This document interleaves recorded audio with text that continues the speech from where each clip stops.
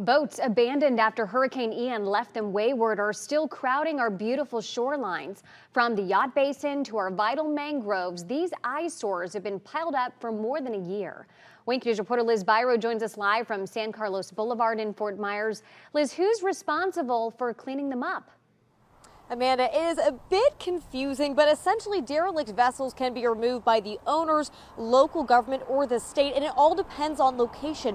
Where is that boat in Southwest Florida? Is it on land? Is it in the water? Are these private waters or are these the state waters? Now, one example, this boat, this massive boat right behind me, tangled in the mangroves. Now, if you visited Fort Myers Beach, you've seen it before, and this one is being handled by the Florida Division of Emergency Management. If it were in state waters, it would be the owners and FWC. Now, we have come a long way since Ian, but there are still many boats to go and a lot of groups involved in getting them out.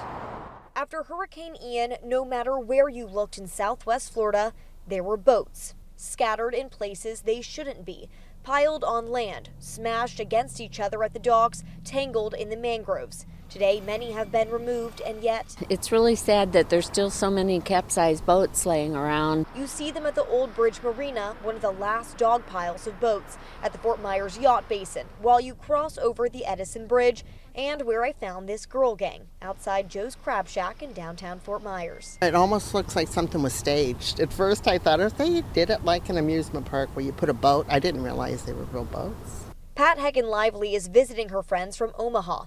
Doesn't mind the boats, is just happy to be in the sunshine, but calls it all shocking. When we see it on television, it's not the same as seeing it here. Her friends who have lived here for decades see progress. So devastating that to have seen it then and see it now, there's a lot that have been gone. Progress, but many wonder when boats like this one, tangled in the mangroves on San Carlos Boulevard, will be removed. This is the job of the Florida Division of Emergency Management, as it is on land and not in state waters. Across the road, these two are being handled by Florida Fish and Wildlife. One is under investigation and the other pending removal. At the Old Bridge Marina, this is the owner's responsibility. At the Fort Myers Yacht Basin, the city worked with FWC to get these out. There are just 4 left after crews with a crane got some out in mid-January. The hope is they will all be gone sometime in early February. Before these ladies headed to Redbones, coincidentally what they call a derelict boat-themed bar, the locals of the group told me they are proud of how far Southwest Florida has come since September 28, 2022.